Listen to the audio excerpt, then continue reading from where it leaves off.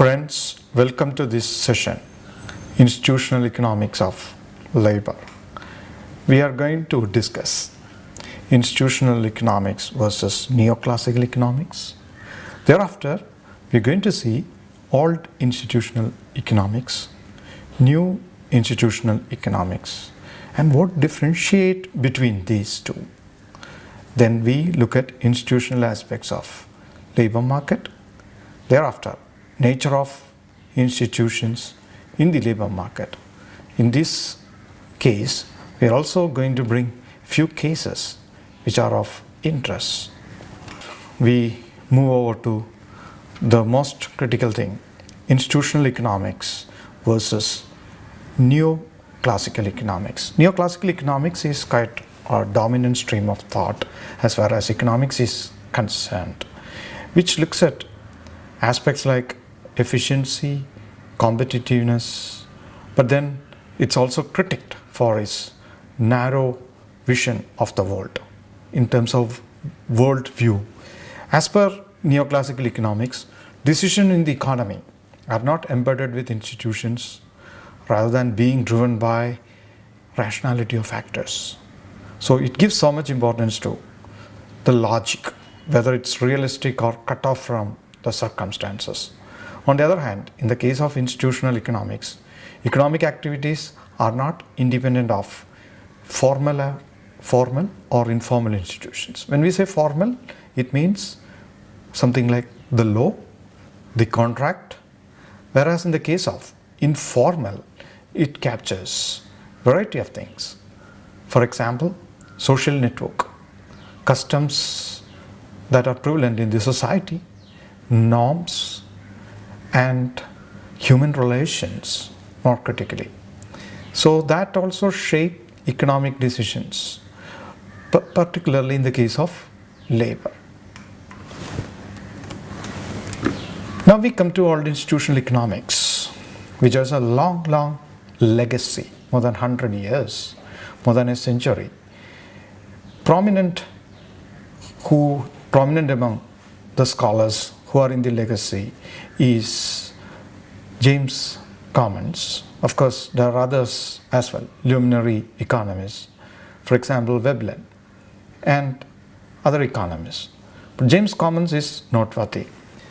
So, some of the conclusions from this legacy lineage is this embedding between collective action and individual decision making.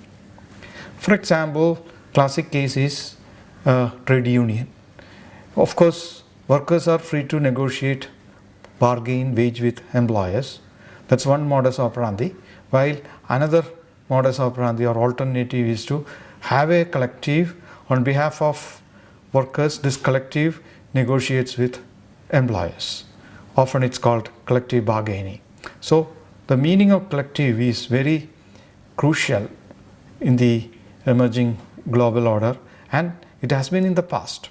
So variety of collectives exist. We are seeing it. We are used to it. Even in the digital era, it's a world of collectives. Now the second aspect, that is called dialectics. When it comes to dialectics, it's different from logically bound, or you say rationality bound decision making. Dialectics is something like negotiational process, argue back and forth, then finally coming to something like fair arrangements. So it's prevalent in many scenarios. Say for example, international relations is a classic case, industrial relation is a classic case.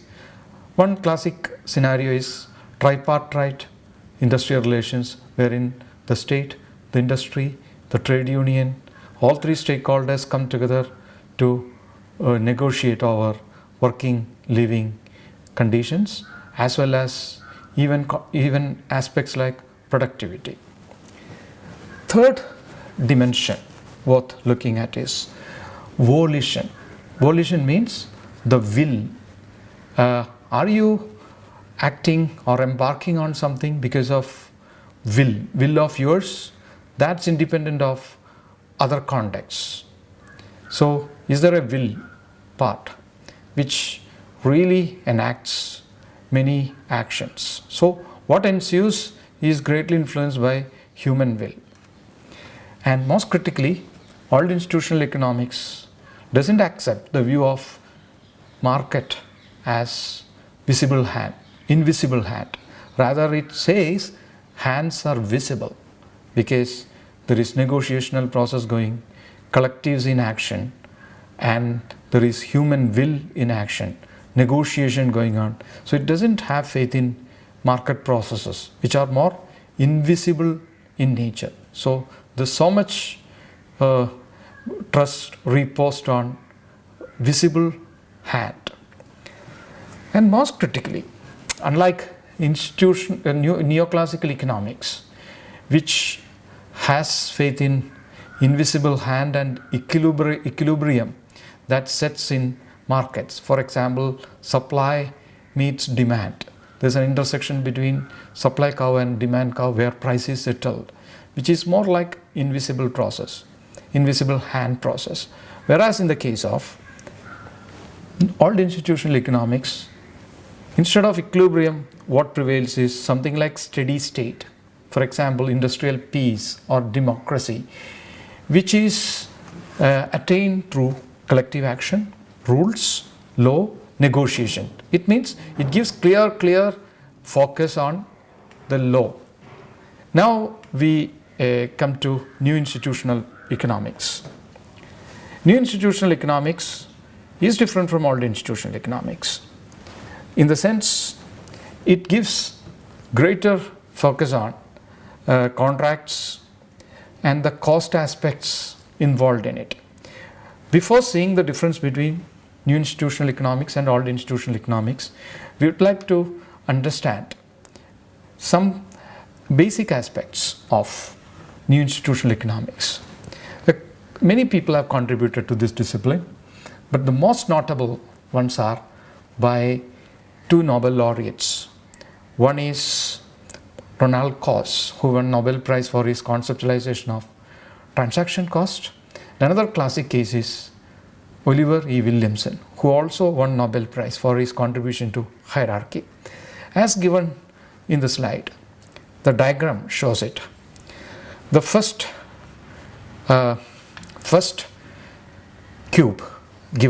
square given is institutions. One of the prominent dimensions of institutions as per new institutional economics is transaction cost. So transaction cost either prior to transaction or post transaction. For example, you search for a house in cities or somewhere in a town or elsewhere in the world. That search cost is prior to the transaction. And post transaction, supposing there's some problem with house, who's going to, problem in the sense there is leakage, and monsoon you see it. After buying the house 6 months, there are seepages. But before that you didn't have any evidence or opportunity to substantiate it. Now who's going to compensate?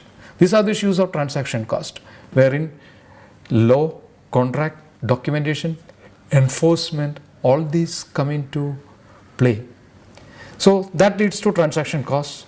Then the second component. What happens when transaction cost is higher than what is available in the market? For example, transaction costs, when it's so high, it means that many things could be produced inside organization compared to what could be done, what could be procured through market. So then it means that there's need for the firm. So more the transaction cost, the clear implication is probably the possibility of or probability of having a firm increases, likelihood increases. So it also has a meaning in the sense, what would be the size of the firm? For example, as long as managing through organization, cost involved of managing through organization is higher than procuring from the market, higher. If it remains high throughout, then organization tends to grow. That's the simple explanation. In fact, from this point of view, there have been many arguments put forth. One classic argument is, what would be the boundary of the firm, organization, on which a lot of discussion sprouted. So one classical view is by Oliver E. Williamson, who brought the concept of hierarchy, internal labor market, and governance as far as firm is concerned. Now we come to what Oliver E. Williamson talks about. Broadly, we can have two dimensions to discuss Oliver E. Williamson's elucidation of new institutional economics. One is called level, another is theory. When it comes to levels, there are 4 levels. Level 1, which talks about embeddedness. Why it's taken as level 1? The reason is, that's a question. For this question, with respect to the level 1, the view emerges is, it may change, but that change takes more than a century. Classic case is something like social theory or social structure. So something of that sort may not change quite instantaneously. Classic case is the caste system in India. The division and fragmentation that emanates from institutions like caste is unlikely to change quite instantaneously as something like contract. So level 2, maybe change doesn't happen as fast as everyday changes in the market, but there is some flexibility compared to embeddedness. So a classic case is property rights. Who owns certain things? Say for example, airwaves, who owns? The government or the private? It all depends on the rules states make, the laws state makes. It may not be, this changes quite fast, but multiple times over a century it changes. Level 3 is about governance. It's relatively more flexible than previous 2. It's more flexible than embeddedness scenario as well as something like property right scenario. In this case, the issue of transaction cost emerges. Here, change is not as instantaneous as daily operations in the market, but then governances may alter scenarios many times over the century. And the 4th case is resource allocation scenario, which is relatively more instantaneous than the previous situations are. So that's the focus of neoclassical economics. Whereas when it comes to level 1, level 2, level 3, efficacy of neoclassical economics is being questioned. It's not very convincing, wherein it appears that new institutional economics and its acumen to understand many of these scenarios seem to be quite useful. The table given in the slide provides comparison between old institutional economics and new institutional economics. The first dimension is definition of institution. When it comes to the definition, what is institution? Old institutional economics treats collective action in control of individual action. So collective, classic case is trade union. So collective as a base for institution, whereas in the case of new institutional economics, something like constraints, human device constraints that shape interactions. So it can be formal or informal. Formal, for example, constitution or contracts. Informal, something like relationship, norm, trust and so on. The second dimension, the objective, ideal sought by institutions. When it comes to old institutional economics, it's liberation and expansion of human action. Whereas in the case of new institutional economics, things revolve around choice and decision, subject to formal and informal constraints. The third dimension, system of thought. While in the case of all institutional economics, it's working rules. For example, there's a negotiation happening, people agree on rules, commonly agreed rules emerge, therefore, that shapes things. Whereas in the case of institutional economics, they envisage equilibrium, almost like neoclassical economists. When it comes to nature of institutions, all institutional economics looks things something like inclusive and providing guidance. It should set a trajectory for human action, a direction for human action. Whereas in the case of new institutional economics, it's seen as constraining factors. Nature of institutional conversation, what goes within institution in terms of exchanges, interactions and contents. When it comes to all the institutional economics, it's called dialectics, argue back and forth, which happens in an industrial relation scenario, for example. Whereas in the case of new institutional economics, logic. For example, who gets more advantage, who is relatively disadvantaged, then how to maximize advantages. View of competition. In the case of all the institutional economics, it's fair, whereas in the case of new institutional economics, it's free. Effect of institutions.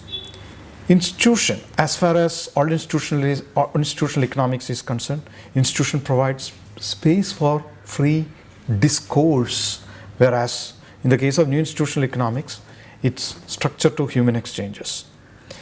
Driving force, what sets things on action. In the case of all institutional economics, it's will, volition. Whereas new institutional economics, that doesn't work. What works is incentive. Are you motivated? So intrinsic way, motivation is a classic case. It's an intrinsic incentive. Or do you get enough money? That's more extrinsic. Another dimension is view on continuity of institution. Does institution continue? So all institutional economics says it's an open-ended discourse. Without border, people engage in spontaneous discourses. Whereas new institutional economics, it's closed-ended. In the sense, there are constraints, there are objectives, there are incentives, for example. All these bind the space. Finally, nature of organizations, networks and so on. In the case of all institutional economics, more open boundaries, more open. We witness often virtual collectives, many of them, or many informal collectives are relatively open. Whereas new institutional economics, less open boundaries. So these differences are very crucial. Now we come to institutional aspects of labor market. What are the institutional factors that shape up the labor market? Broadly, we have brought the following dimensions: labor law, external labor market, internal labor market, asymmetric information, contracts. Labor law, for example, classic case is Minimum Wage Act in India. So in an employment relation, wage should not be lower than the minimum wage, whatever be the supply or demand scenario. So that moderates the exchange of labor power. The second dimension, external labor market and internal labor market. It's very powerful. We should understand what it is. When it comes to external labor market, it says there is labor supply, there is labor demand, and firms may want it, or business entities may want it, employers may want labor, which is determined by wages. Whereas internal labor market is not exactly that. Internal labor market means within an organization, how exchanges take place, how is resource allocation done. So we deal with market in the firm, not firm in the market. Maybe external labor market scenario is more like firm in the market, but in internal labor market, it's market in the firm. When people join the firm, at that point onwards, the next stage of competition begins, maybe for important positions, incentives. There are many employees who would get, that's a question. It's very competitive. So one wants to become vice president of the company, CEO of the company. Not all 1,000 employees or n number of employees can become that. One has to really prove their competence, or they should be appealing to people who choose persons for these positions. So that scenario is internal labor market. Or performance management. Many employees are there in the firm. A works, B works. They all work quite well. But who is relatively better off? Is A compared to B has done better? So relative performance evaluation is another scenario. Next, asymmetric information. This was actually plaguing the whole world even now. So this has been. In the sense, it's a question of who has better information. While conceptualizing it, Nobel laureate Ekerlof brought a very interesting metaphor to discern what the concept is. He talks about lemon market. Cars, used cars vis-a-vis fresh cars. In the case of brand new cars, there's no uncertainty regarding the quality because it's brand new. Everything is documented. Whereas in the case of second-hand good or a second-hand market, second-hand car, if your stars are good, car is of good quality, otherwise no. No way of ascertaining what the quality is. That creates uncertainty. Therefore, it's not easy to determine the price. If at all price emerges, there may be a kind of average price which may not be really favorable for high quality second hand car while favoring not so good cars. Then in that case, high quality second hand cars are unlikely to be rewarded. They don't get the value they are worth. So that leads to a crisis. Maybe good quality goods or good quality ones may not participate in it. It's a problem. This also happens in the labor market. In the absence of information, resource allocation tends to be distorted. Finally, we look at contracts. In fact, the contracts is not a straightforward thing because employers may have expectations from employees, something like productivity, and for that they may incentivize employees as well because they have fallback option. Even if this job is not for them or they are not chosen for this job, they have other options as well. They can fall back on it. Now, there should be match between what employees expect as well as employers expect. So many times, many of these problems are put in relations such as principal agent. So this is what contracts or what do you say, labor law, external labor market, internal labor market, asymmetric information forming the very fulcrum of institutional aspects of labor market.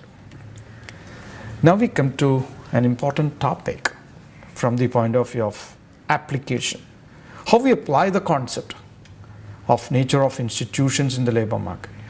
The diagram on the slide talks about a tripartite relation or a triad. We have one node, temporary staffing company, another node, workspace or client, third node, employee. In fact, the large part of the world globally as well as in our country, large chunk of work is tripartite, three party. In the sense, A may work with company B, but B doesn't pay A directly. B pays to the contractor called X. So X pays to person A. And it poses many problems because many of these workers are deprived of entitlements. But of late, world seems to have been changing. Elsewhere in the world, as well as in our country, temporary jobs, contract jobs are not of the same. Some of these carry social securities and entitlements. Very, very keen to the concept called flexicurity. But then this is hugely heterogeneous. So this is how we apply some of this. In nutshell, we have discussed basics of institutional labor economics. Pertinently, we looked at the labor market and diverse dimensions. I hope you have benefited out of this. Thank you.